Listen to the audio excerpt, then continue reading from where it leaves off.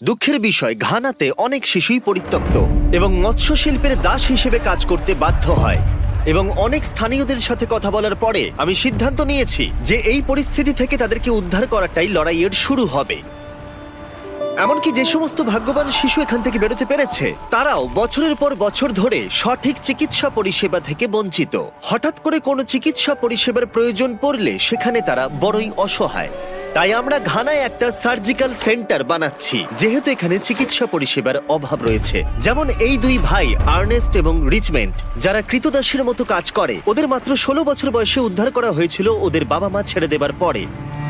আমাদের মা বাবা আমাদের জন্ম দেওয়ার পরে আমরা তাদের দেখতে পাইনি, তারা আমাদের ছেড়ে চলে যান। মৎস্য শিল্পের দাস হিসেবে দুজন আলাদা হয়ে গেছিল এবং ওদের একাই বেঁচে থাকতে হয়েছিল।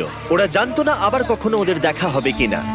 মাঝে মাঝে ওরা এমন ভাবে টানবে যে তুমি জলে পড়ে যাবে। আর যদি তুমি সাঁতার কাটতে না পারো তাহলে তুমি মরে যাবে। আমার 20 জন বন্ধু মারা গেছে। কিন্তু সৌভাগ্যবশত এই দুই ভাইকে ঘানার মেগা ডিফেন্স ফাউন্ডেশন উদ্ধার করে, যাদের অন্য নাম জিম্যাড। এই সংগঠন ঘানার শিশু দাসত্বের বিরুদ্ধে লড়াই করে। আমি খুবই খুশি, কারণ জিমার্টে আসার পর ওরা আমার জন্য যা করেছে তার জন্য আমি কৃতজ্ঞ থাকব। বর্তমানে জিম্যাড এই অবহেলিত ও অনাথ শিশুদের আশ্রয় হিসেবে কাজ করে, যাতে তারা অতীতের শৃঙ্খল ভেঙে ভালোবাসা ও যত্নের জীবন পেতে পারে। লক্ষ্য হলো তাদের পুনর্বাসন এবং তাদের শিক্ষিত করা, যাতে তারা যখন বড় হবে তাদের নিজেদের জীবন তারা নিজেরাই তৈরি করতে পারবে।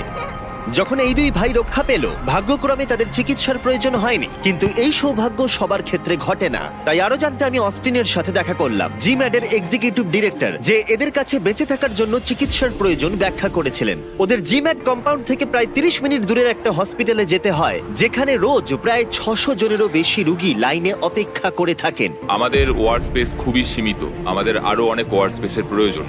আসলে এখানে যতজন ভলেন্টিয়ার সার্জন অপারেশন করেন তারা প্রায় 200টারও বেশি অপারেশন করেন, তাও মাত্র 4-5 দিনের মধ্যেই। সারাদিন বহু মানুষ লাইনে দাঁড়িয়ে থাকার পরেও চিকিৎসা থেকে বঞ্চিত হয় দেখে আমরা তৎক্ষণাৎ জিম্যাড কম্পাউন্ডে একটা সার্জিক্যাল সেন্টার তৈরি করা শুরু করে দিই।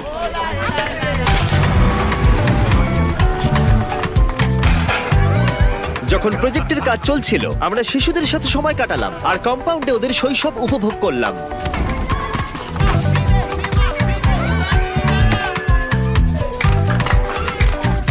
মিস্টার বিস্টের সঙ্গে দেখা করে আমি খুব খুশি। আমার খুব ভালো লাগছে। ভাগ্যবশত আমি সেলিব্রিটির সঙ্গে দেখা করেছি।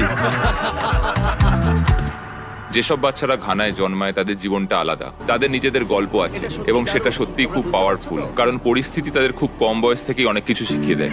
এই সমস্ত শিশুদের মুখে হাসি দেখার পরে কেউ বুঝতে পারবে না ওদের জীবনে এতটা অন্ধকার লুকিয়ে আছে। যদি কোরি আর স্টেসি হফম্যান না থাকতো, যারা 12 বছর আগে জিম্যাড প্রতিষ্ঠা করেছিল, তাহলে সব কিছুই হতো না। আমরা যখন প্রথম ঘানায় এসেছিলাম আমরা তখন উপলব্ধি করলাম যে এখানে প্রচুর বাচ্চা, আর এদের হয়ে কথা বলার কেউ নেই। এই বাচ্চাগুলোর বাঁচার জন্য পরিবার প্রয়োজন।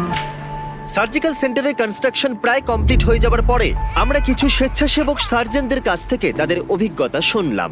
আমরা গতকাল যখন এখানে এসেছিলাম তখন সম্ভবত প্রায় 600 জন লোক এখানে চিকিৎসা করানোর জন্য ভিড় করেছিল, আর এত লোকের আর্তনাদ শুনে আমরা সত্যিই কষ্ট পাচ্ছিলাম। এখানে যে সমস্ত স্বেচ্ছাসেবক ডাক্তার এবং সার্জনরা কাজ করে তারা প্রায়শই এমন গুরুতর কেস দেখেন যেগুলো তারা তাদের গোটা জীবনে কখনো দেখেননি।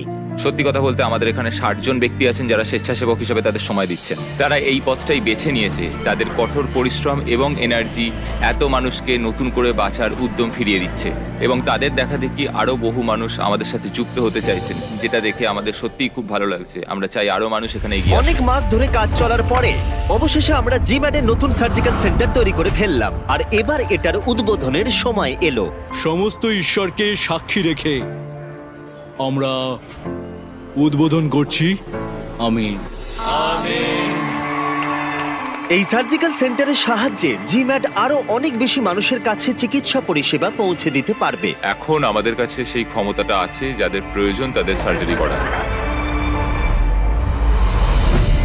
উদ্বোধনের পরে নতুন তৈরি সার্জিক্যাল সেন্টারের বাইরে ওরা উদযাপন করছিল এবং আনন্দ করছিল, এবং তার পরের রাতেই একজন রোগী এখানকার আধুনিক চিকিৎসা পরিষেবার সুযোগ পেল।